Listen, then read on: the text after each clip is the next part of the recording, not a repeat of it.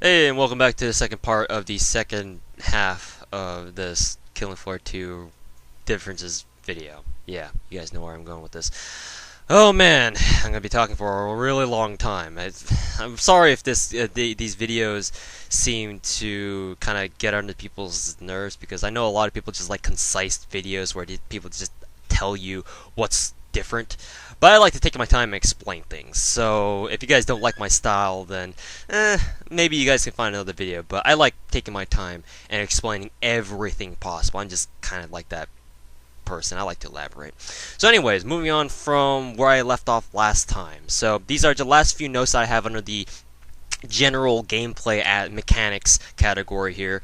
Ammo boxes in Killing Floor 2 are different in Killing Floor 1 in that in Killing Floor 1, when you ran over an ammo box and you picked up some more ammo, it gave you an extra magazine for all of your weapons, except for your grenades. In Killing Floor 1, the ammo boxes kind of operate on a RNG chance that, some boxes might give you grenade, like an extra grenade, other boxes won't, and it was just really random. In Killing Floor 2, the ammo boxes guaranteed will give you an ammo box, or ammo box, yeah. Yo, dog, I heard you like ammo boxes. But in Killing Floor 2, ammo boxes will guarantee give you an extra grenade every single time, and that's really good because the four classes in Killing Floor 2 really have a big emphasis on the grenades, especially the medic and the berserker grenades, the EMP grenades and the medic grenades. So the fact that iron boxes do give you an extra grenade for that is really, really helpful. On top of which, because the support class perk or the support class upgrade called Ammo Supplier or no Supplier gives you, which is one of the two upgrades that you can get for the first tier of upgrades when you hit level 5 support. Because that basically acts like a free ammo box whenever you want to get it. That upgrade or that perk too will give you an extra grenade. So this grenade box buff, as I like to call it, is really, really good because guaranteed you will get an extra nade out of it, unlike in Kill for 1. And in Killing Floor 2, the drops or the randomly spawning weapons that are scattered throughout the map, throughout the maps in Killing Floor 2 are average, to say the least. In Killing Floor 1, you could roam around. One of the tactics that I used to do was right as I spawned in, I would spawn as a medic because I would spawn in with body armor, and because you can't really buy anything with 250 pounds, all I did was just run around the map looking for during that that little break wave where you go to the trader and buy stuff. I just ran around the map trying to look for spawned items to pick up and keep on my person to sell at the trader for later, and get my dosh back. In Killing Floor 1, you could pick up the fire axe, which you could sell for 350 pounds. The deagle was like a good 200 something pounds too, and the katana was, or no, you can pick up the katana in Killing Floor 1. I'm thinking Killing Floor 2. Anyways, there were a lot of things that you could pick up in Killing Floor 1 that could sell for a lot, or especially the fire axe. I'm looking at the fire axe here. In Killing Floor 2, however, I think the devs kind of knew that that was a thing, so they made it so that the spawned items on the map don't really give you a whole lot. Like they only drop like the default weapons of each class, or except for the berserker class, obviously. But or no, the berserker class they do drop the default items. In fact, all the default weapons, all default primer weapons, except for the medic class, they don't spawn the HM Tech 101 pistol, whatever the hell that name is. They don't drop the medic pistol as a spawned item, but the shotgun, the SG500 shotgun, the shovel for the berserker class, and the AR-15 varmint rifle, they will drop as spawned weapons, and you can go around pick them up, and they're only gonna sell for like 150 dosh max, stuff like that. I think you can also pick up the katana as well as a spawned item. And in addition, you can also pick up body armor, which is, I think, by far the most useful, because body armor, while you can't sell it, if you do grab some spawn body armor when you have no armor at all, you just save 300 dosh right there. So obviously the value in that is really, really good. So thankfully they do still spawn body armor randomly in Killing Floor 2. But overall, you can't really rely on running around the map picking up randomly spawned items and rely on them to give you a lot of dosh back. It's not a thing in Killing Floor 2. At least not anymore. So now, with all the general gameplay aspects out of the way, let's now move on to talking about the classes themselves, the perks. So starting with the Berserk class, because that's the first one that you see when you jump into a server. The Berserker class starts with the combat shovel, the lawnmower knife, EMP grenades. I used to call them concussion grenades because they basically concuss, or stun Zeds, but their proper name is EMP grenades, even though Zeds, EMPs doesn't really make much sense. But anyways, and the M9 pistol. So that's their starting loadout. No matter what level you are, I'm pretty sure. The combat shovel is a pretty effective default weapon. Actually, it's one of the better ones in the early access Killing Floor 2. It can one-shot normal Zeds like Sis. Klotz, the Zeds with the big old swords on their arms, the blades on their arms, whatever, with headshots. But you need to be really, really accurate. You need to aim for the head or the neck region. If you miss by 1 inch, you will not get a headshot. And you just need to be really accurate with it. But you can still get headshot with it, and you can get them reliably, which is the good thing about the combat shovel. So it's, as a starter weapon for the Berserk class, it's actually pretty good. I'm pretty happy that it's as good as it is. If I can stop stammering like an idiot. As for the grenades, the EMP grenades of the Berserker class, they don't really kill. I don't think they can kill. They do definitely deal damage, but they're not meant to actually outright kill Zeds. Instead, they're meant to stun Zeds and make the special Zeds like sirens and bloats that scream. The screamers and the fat asses who shit on you and throw up on you and stuff like that. They can't once they get hit by an EMP grenade, they cannot use their special abilities. Like Sirens can't scream while they're concussed, and bloats can't throw up on you while they're concussed either. That and normal Zeds, like the Klotz and the guys with the swords on their arms, they won't chase you. They won't like run you down when they aggro on you and stuff like that when they are concussed until the EMP effect goes away. I think the EMP effect lasts for about a good few seconds, maybe like 3 to 4 max tops. It's not a very long time at all, but it is enough time to buy you some. It is enough to buy you some time and think about what you're doing. It's not very effective against Skrakes and Flesh Pounds because they're just so big of Zeds that EMP grenades don't really do much. Like, you can see the effect on the Skrake if you do throw an EMP grenade at them, but it's not gonna do much to them. Like, it's not gonna hurt them a lot because they do have a lot of HP. I almost said EXP. They do have a lot of XP, but and also it's just not gonna do much. It's just straight up. As for Flesh Pounds, I don't even think one single EMP grenade will even stun. Like, the flashing effect that Zeds have when they get hit by an EMP grenade, it won't even show up on a Flesh Pound if you throw one EMP grenade thing. I think you need to throw like 2 or 3 in order to get the effect to actually proc on the Flesh Pound itself. But again, like, it's not really that useful. It's because the EMP grenade is a perk weapon for the Berserker. A Berserker can throw an EMP grenade into a big pile of Zeds, and if they do hit a Skrake or a Flesh Pound, they will technically get the EXP because they did damage to that. But it's not going to kill them. No how, no way. So just keep that in mind. Berserkers, or actually, it's not this mechanic isn't limited to just Berserkers, but what the hell? But any well-timed melee block with an adequate melee weapon will block an incoming Skrake or Flesh Pound attack. For example, obviously the Skrake has a chainsaw as a weapon, so when he comes in to hit you, what you can do is you can press the middle mouse button or Alt Fire, whatever button that you bound to for Alt Fire, and your guy, as long as you have a melee weapon out, your guy will actually hold out your melee weapon for a parry, and if you time it correctly, the Skrake or Flesh Pound will kind of stumble back a little bit because you've successfully parried their attack. I think it even works on your your default knives as well. I'm not sure how that's supposed to work, but again, don't rely on that because I don't think it's very successful in doing that. Just like get an actual proper melee weapon like a katana or a pulverizer, or I think it might work with the combat shovel that the Berserker class starts with as default, but I could be a little bit wrong about that. Just get like a pulverizer or a katana for for a guaranteed parry, like a parry on a well-timed block.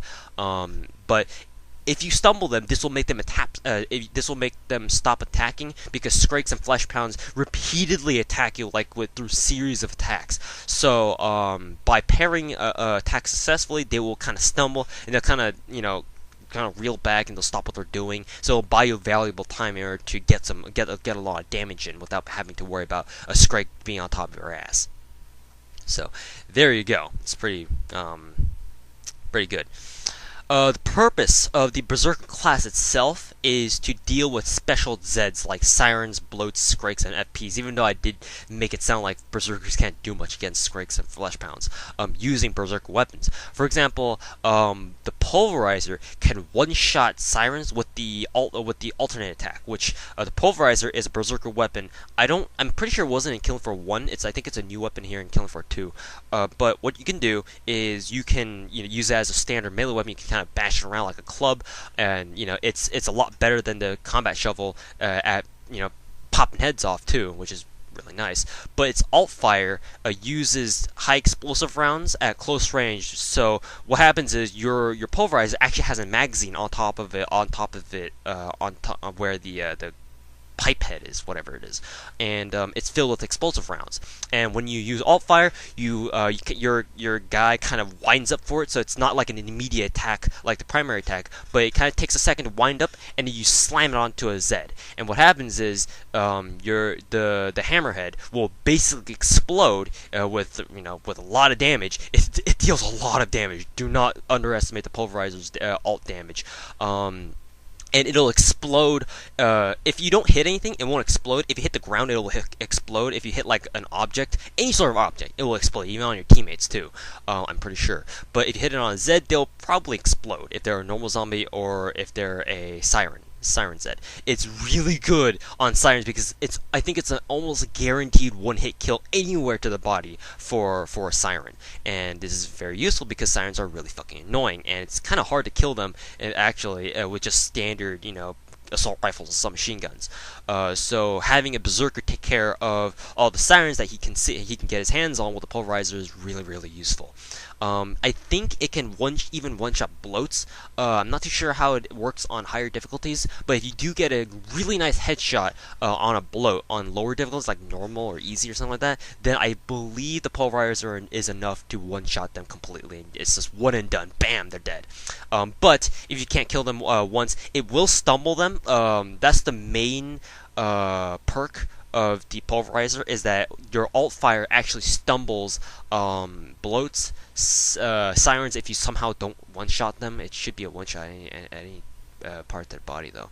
And Skrakes. Flesh Pounds is a little bit of a different story because they don't get stumbled by the Pulverizer, I don't think. But it will deal a lot of damage to them no matter what, either way. So it's still a good idea for the Berserker to kind of try parrying the Flesh Pound attack, and then going with the alt fire and just bashing them with just constantly exploding them with the Pulverizer until they're dead. The Pulverizer does a lot of damage. Do not underestimate it. Let's see, and also just moving on to the Berserker weapons. Obviously it has the combat shovel that the class starts with when you first join a game or when you respawn.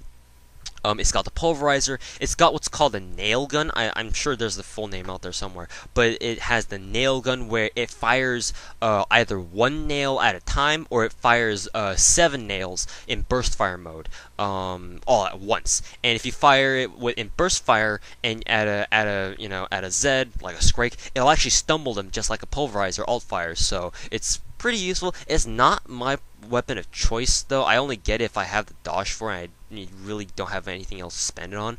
And I don't really end up using it all that much either. The Pulverizer is by far my favorite Berserker weapon because of that nasty alt fire, because it's so good. But the nail gun, if you want a ranged weapon for your Berserker class, the nail gun is a viable option. It is there for you, and it can do work. It's just that my main problem with it is that the single fire just fires a little bit too slowly. It just doesn't have the rate of fire that I want it to. It kind of fires like boop, boop, boop. It's nowhere near as fast like a pistol or any other primary weapon of any other class. So that's the problem with that. Also, it also has the Eviscerator from Killing Floor 1. I think the Eviscerator, I don't know if the Eviscerator was a DLC weapon in Killing Floor 1. I want to say it is, but I'm not too sure. But in Killing Floor 2, you can actually buy it straight off the, it's the most expensive weapon for the Berserker. And I think it's like a chain, I don't know how it's really used because I don't really use it. I've never used it actually.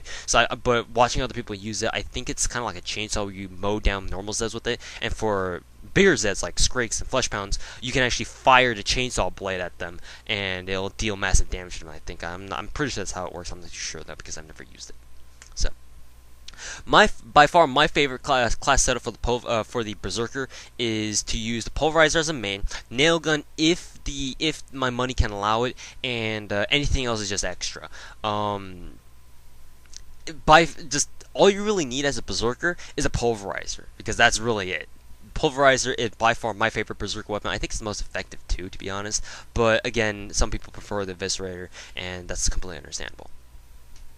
So, now that the Berserker class is done and over with, let's go on to the Commando class. The Commando class starts with the AR-15 Varmint Rifle, the K-Bar, or the KF bar, knife, and some high explosive grenades, and the M9 pistol as a starting loadout. The AR-15 is very, very weak. It's nowhere near as powerful. Like it'll on the trader menu, it'll actually show you how much damage they do, like in terms of numbers, not like in Killing Floor 1 where it just gives you arbitrary bars as to how much damage they do.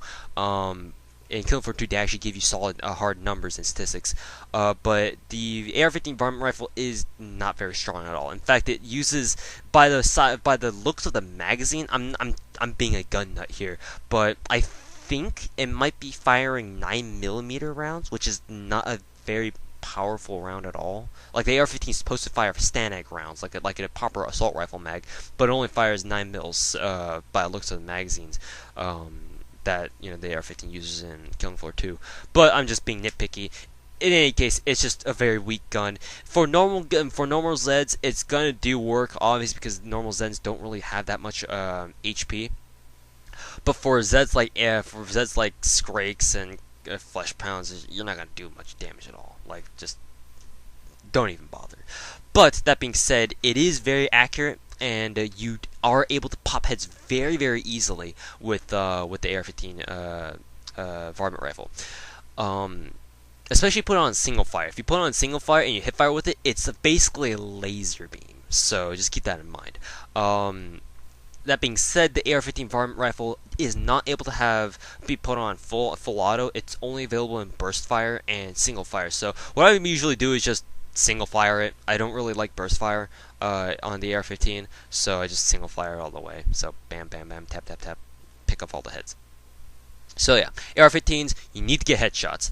The iron sights for the AR-15 are a little bit kind of wonky. They're fine. I can work with them. It's just, I don't know, I prefer just hip firing. Hip firing is just so accurate in Killing Floor 1 too, but in Killing Floor 2 it is also really accurate. So there's not really much point in using iron sights or aiming down sights at all. So there you go. The purpose of the Commando class, in my opinion, is to kill normal Zeds really, really quickly. The Spider guys, the Clots, the guys with the swords on their arms. The Commando is really good at mowing those weaker zombies down. It's not very good at all with dealing heavy Zeds like Skrakes and Flesh Pounds, because the Commando weapons just aren't designed to deal a whole lot of damage all at once, like the Berserker's Pulverizer does.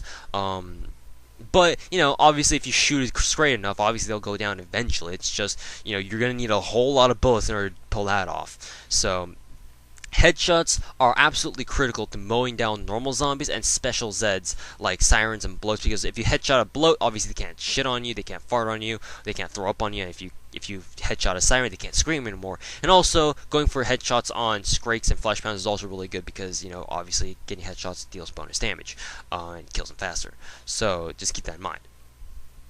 My favorite class setup for the Commando class is the L85 Bullpup with the AK-12 and Medic SMG if the DOSH allows for it during normal waves, and when it's time for the Patriarch, if we make it that far, depending on the difficulty, I'll switch out the L85 for the Scar H. Like if I'm playing on Suicidal or harder, or even hard or harder, I'll switch out the L85 with the Scar H. If I'm playing on normal, I just don't even bother because having more ammunition is more important than having a gun that's more accurate and that does more damage. So there's that.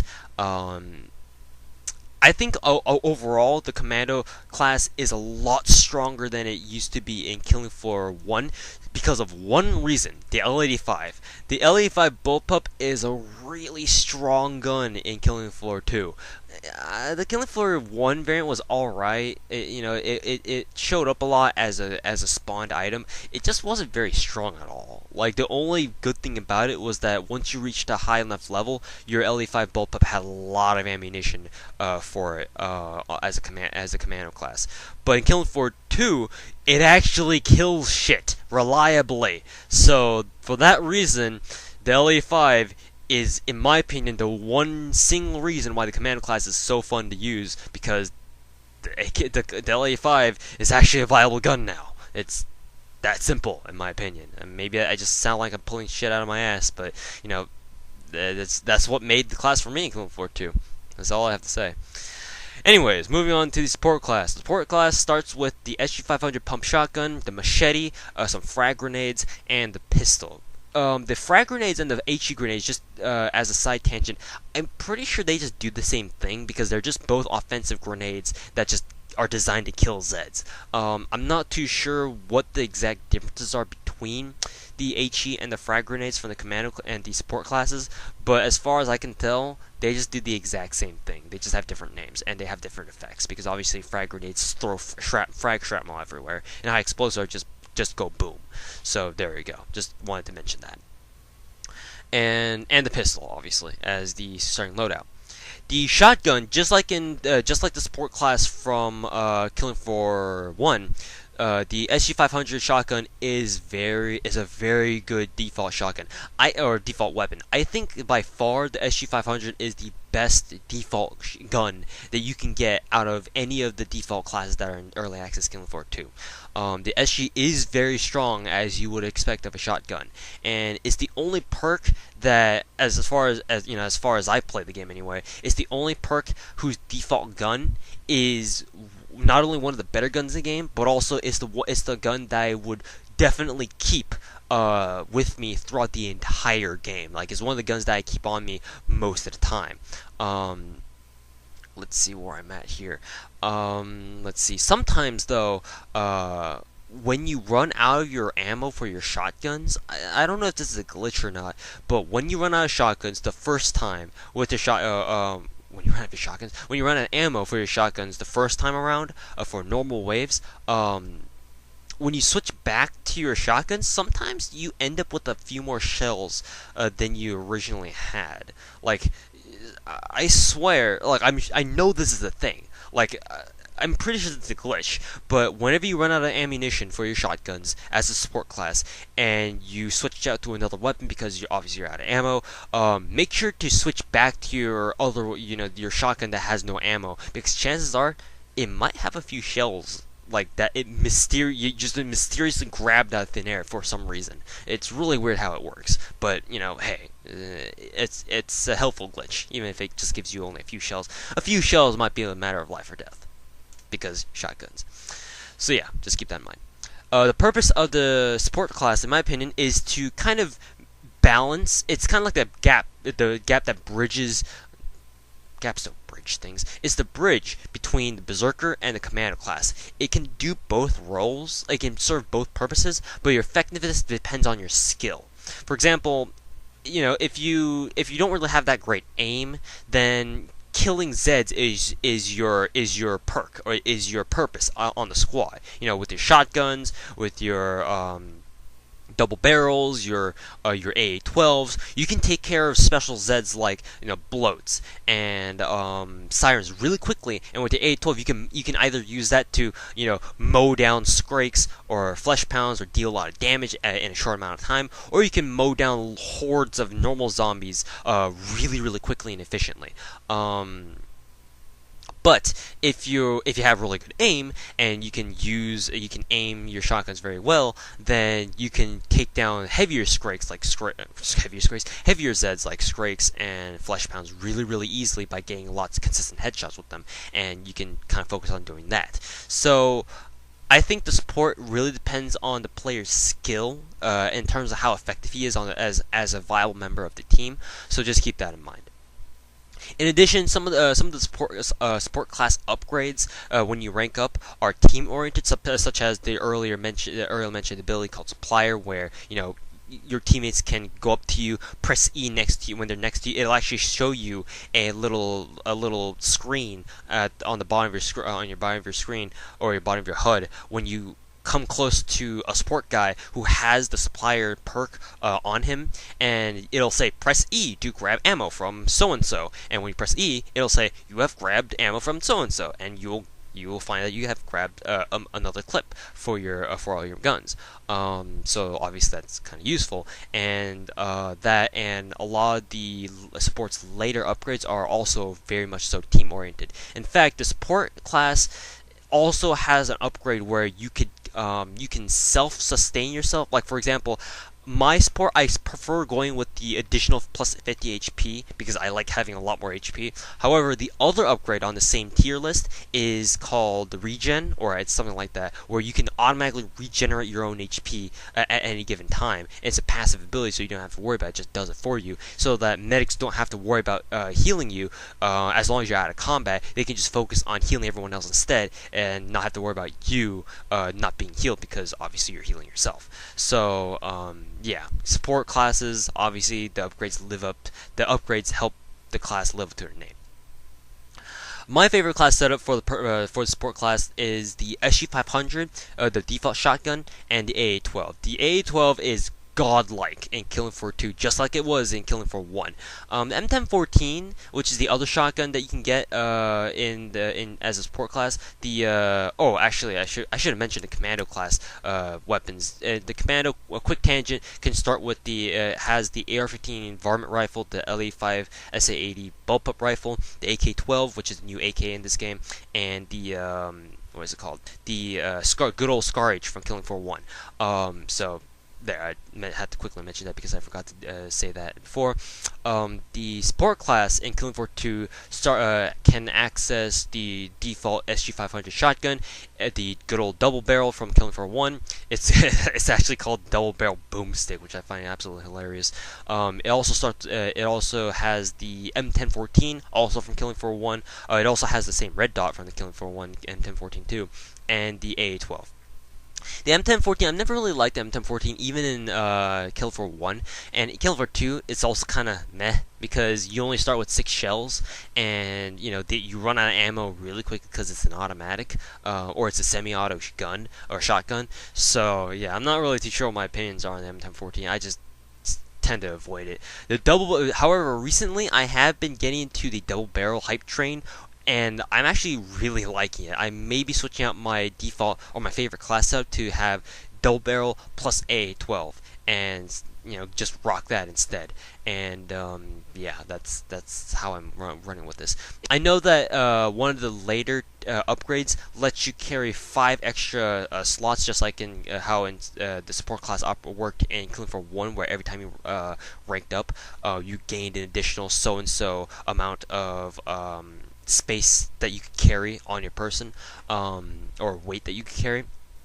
There's an upgrade in Killing Floor 2 support class where you can gain 5 more blocks of weight, and that will allow you to carry all 3 shotguns, or you can carry up to 3 shotguns for your support class. So I would think that I would get the SG500 default shotgun, the double barrel, and AA-12, and just rock those 3 and be good to go.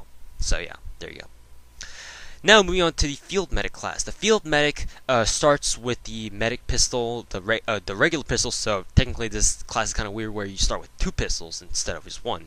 The scalpel knife and medic nades, which give off a blue haze instead of a green haze, which that's overall a nice aesthetic. I would have to say it's not really too important, but it heals you. That's all I care about. The medic pistol is just like the regular pistol, but it has healing darts as well. It's got the same amount of ammo, 15 rounds per mag, and it handles basically more or less the same. And also, the medic pistol does start with a red dot sight, which I guess is helpful because obviously some people prefer sights on their guns, even if it's just a pistol. So yeah, just keep that in mind. Medic pistol equals default pistol plus healing darts and red dot. That's it. Do math on stream, guys. Medic nades, in my opinion, are a lot better in Killing Floor 2 because they can kill normal Zeds on detonation, just like frags and just like high explosive grenades. And like I said, they're colored blue instead of green in Killing Floor 1. However, because in Killing Floor 1, when you threw a grenade at zombies, I don't think it killed them right away. It did definitely damage them, but it didn't really kill them. But in Killing Floor 2, obviously you can kill normal Zeds anyway, right away upon detonation, if they're low in HP. Or even if they're at full HP, I think lots of them still die one shot to them. However, for teammates to be healed by those nades, they need to run all the way into the center of the blast to reliably get healed. I have had some experiences where I've run up to a friend's or to a teammate's medic nade when it's already detonated and it's spewing the blue air, the blue ash everywhere, the blue haze, whatever. And I've been inside the cloud, not like directly in the center, but close up to it so that I'm actually touching it, but it didn't heal me. So I think that if you really want to make sure you get healed for sure, just run all the way through or run to the very center of the grenade and just stand on top of it for a little moment and it'll heal you. So that's a little bit different from Killing Floor 1 because Killing Floor 1 nades, as soon as you touch the green haze, you got healed. So just keep that in mind. It's a little bit different. The purpose of the field medic is to obviously heal teammates. Duh, we kind of already knew that.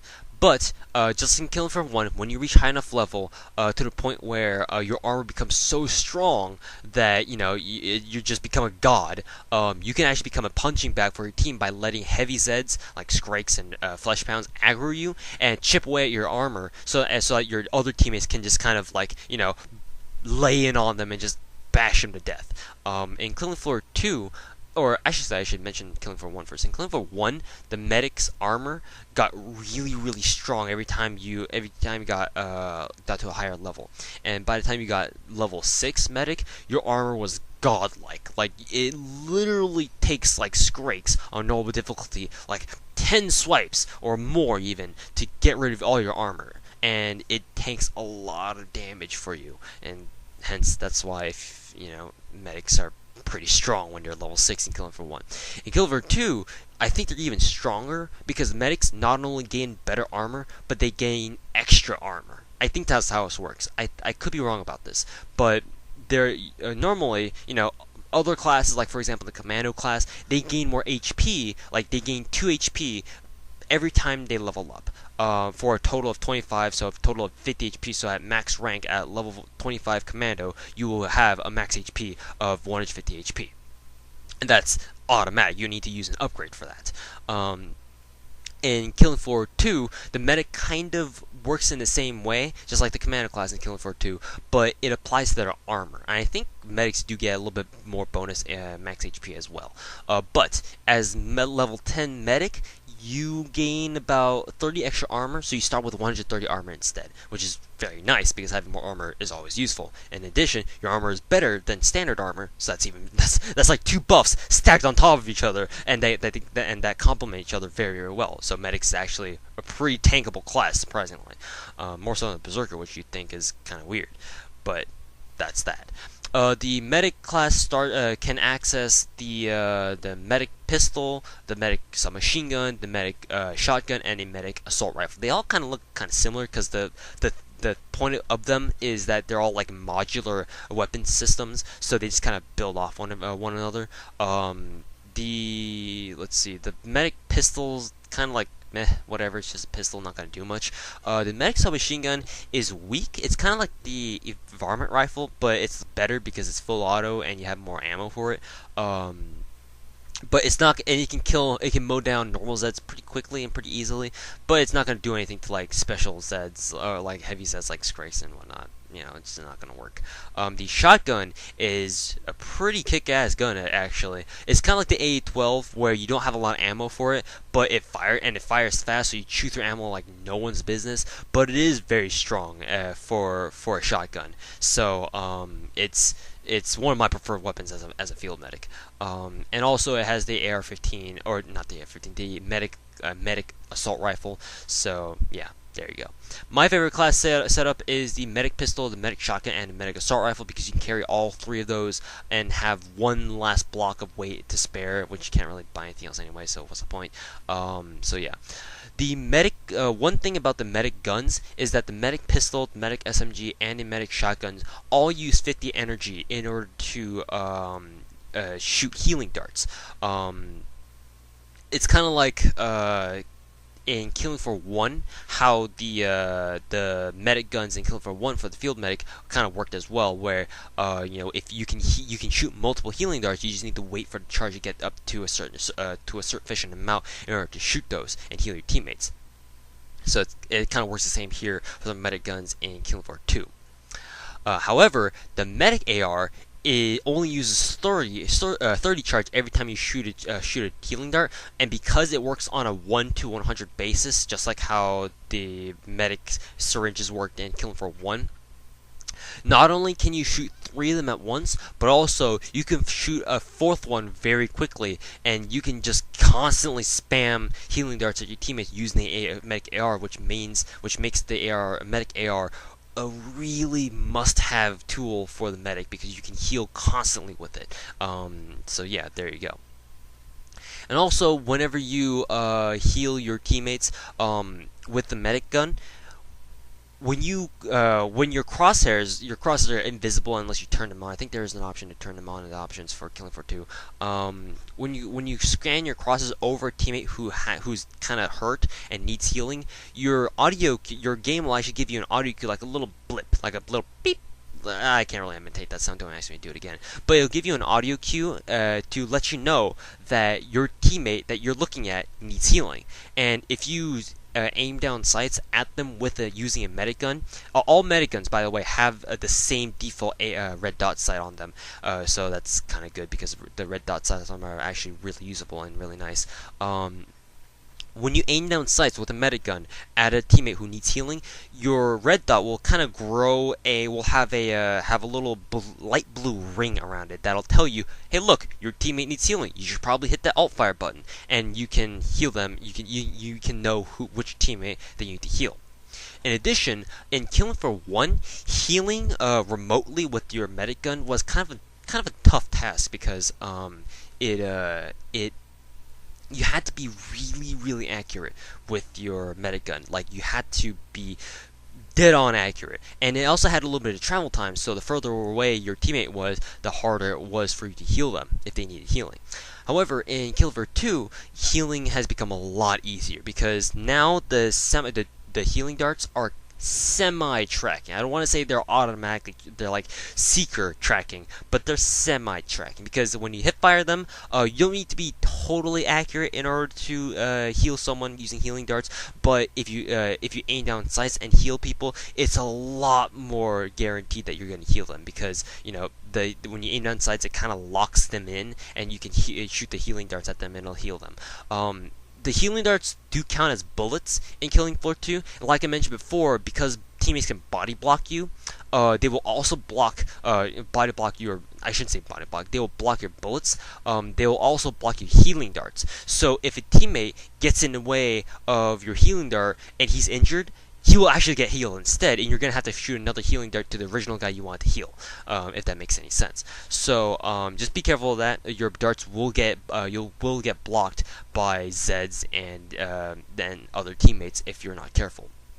So yeah, just keep that in mind.